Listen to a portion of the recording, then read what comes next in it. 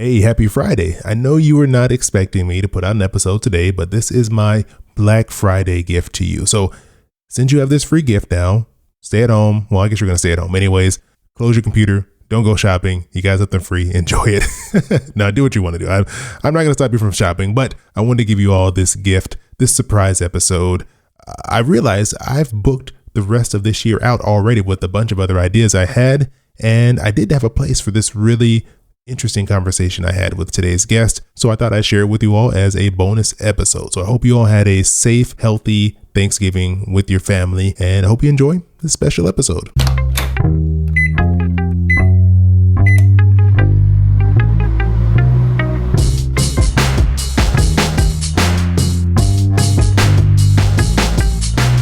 Hey, this is Chris. Hope you're doing well, and welcome to Popcorn Finance, the show where we discuss finance and about the time it takes to make a bag of popcorn.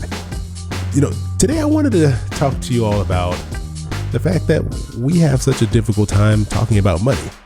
And I think so often we find that we don't want to be judged or shamed, or we don't want to feel stupid. There's all these emotions that come into why we don't feel comfortable talking about money with anyone, even like our closest friends. I feel like sometimes it's even hard to talk to people we've known for the longest amount of time.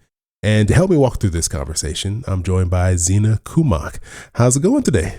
Hey, Chris. Good to have you. Yeah, thanks for having me on your show. I said that like It's honestly probably been a year since I've been on a podcast, so I'm just clearly out of my rhythm.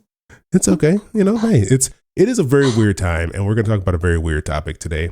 And just to give everyone a little background on you, you are a personal finance freelance writer for a bunch of different outlets, Business Insider, Forbes, and Mint. But the reason why this whole topic came up is because you are a certified financial health counselor. And I asked you, I was like, what is that? I've never heard that title before. And so if you can explain to everyone what that is, because I don't want to butcher the definition or the explanation of what a financial health counselor is.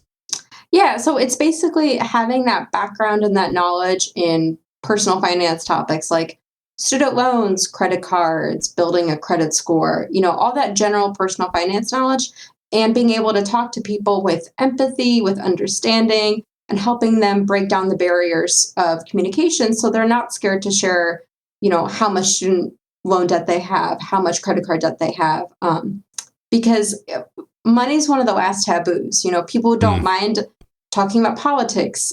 People talk about religion. I think there was a study that said that people are more comfortable sharing how many sexual partners they've had than how much debt they have. Both say a lot about you, but you'd think that, in a time, especially now when a lot of people are struggling, millions of people are struggling, that we would be more honest and open with each other. But there's still so much shame around that. Yeah, it is. And it's one of those things where I don't know why there's so much shame built up around the topic of talking about personal finance.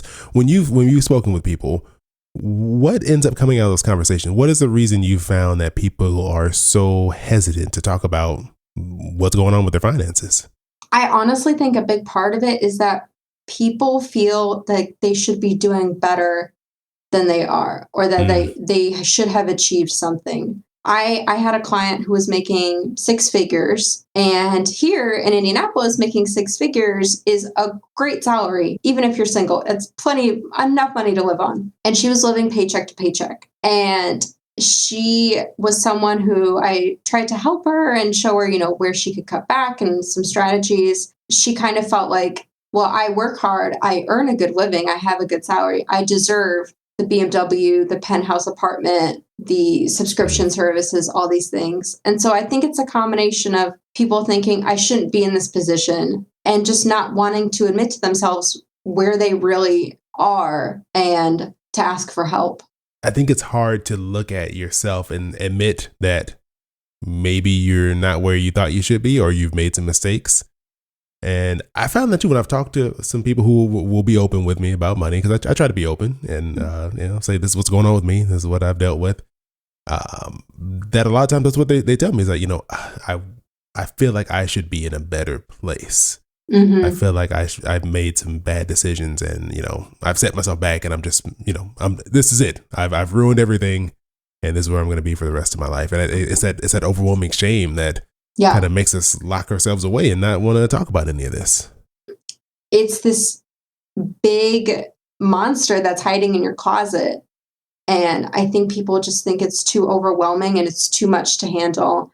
And I think some people suspect that ignorance is bliss and that it's better if they don't know everything that they've done wrong or they're doing wrong. Yeah, it's like if you don't acknowledge it, if you don't really look at it all, it doesn't really exist. And I know I've been there. Like I tried to be open and say, hey, I've had a bunch of debt that I didn't need to have. We had $27,000 in credit card debt after we got married. And we didn't need to have that. That was a mistake. We paid for the wedding with credit cards. We paid for furniture with credit cards. We weren't being responsible. And it felt like I dealt with that shame for a long time, that it felt like I set myself back so many years, and could I recover from this? And where would I be if I wouldn't have done this? And you just get in your head and you start to beat yourself up and you don't want to tell anyone about it.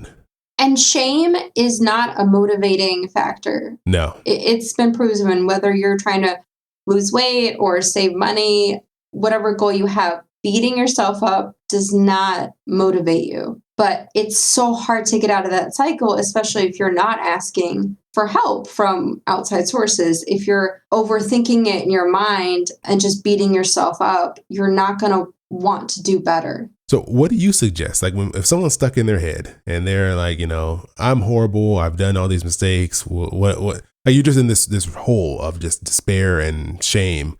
What do you recommend, like, for someone to help get themselves out of that? Because you need to kind of lift yourself out of that or get out of that situation in order to start making changes. Because if not, you kind of just want to sit in it and just let life happen. One thing that our researchers have found to be helpful is imagine yourself as a much older person. So if you're in your 30s, imagine yourself in your 70s, and imagine what that person wants. Are they retired? If so, what kind of retirement do they want? This helps you build empathy for your future self. And you think, oh, well, I want my future self to be retired at 75. I don't want them to be working 40 hours a week and commuting and only having 3 weeks of vacation every year. I want them to have more freedom, be able to travel and volunteer. I would have that in your head as you're trying to go through and make changes. It's so hard to make changes for today. If you're trying to save money or pay off debt, and maybe today that means not getting takeout and eating leftovers again. And maybe it's leftovers of a meal you're not enjoying. And to keep that in your mind of, well, I'm doing this for a reason. There's a concrete person, and that's what's in my head. I think it's also important to start small and to break down goals into actionable steps. If you wanted to pay off $27,000 of credit card debt, you're not going to do that in a day or a week or a month. No.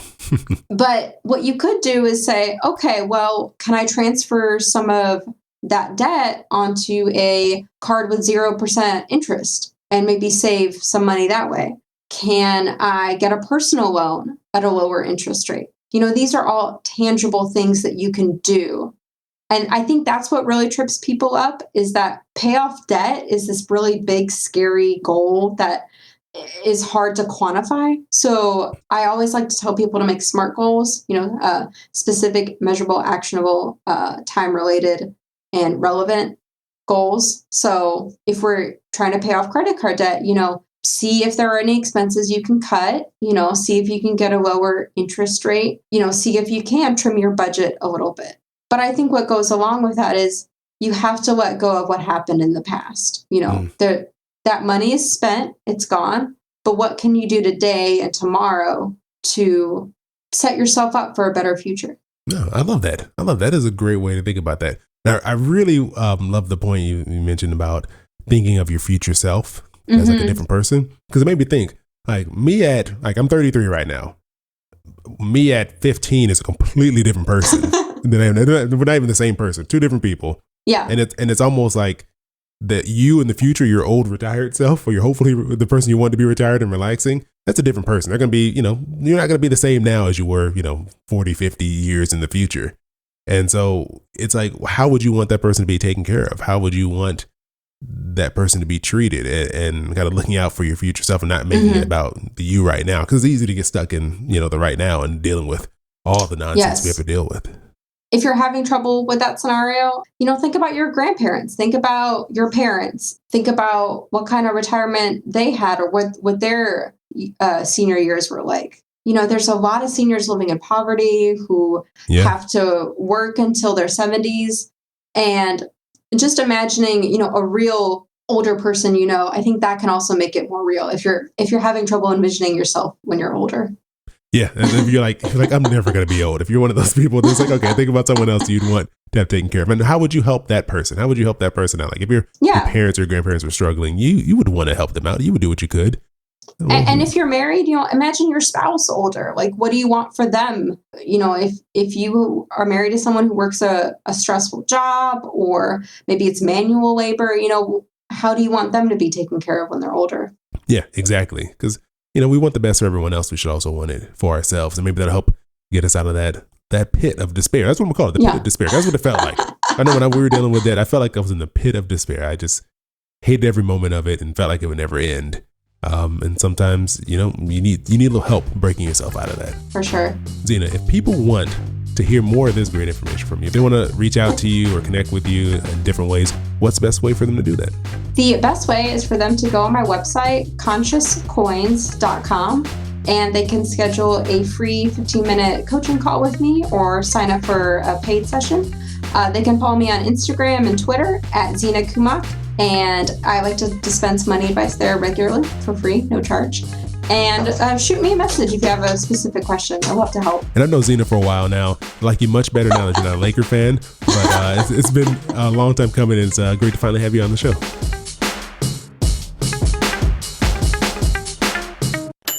Your boy keep it poppin' like Mary Poppins.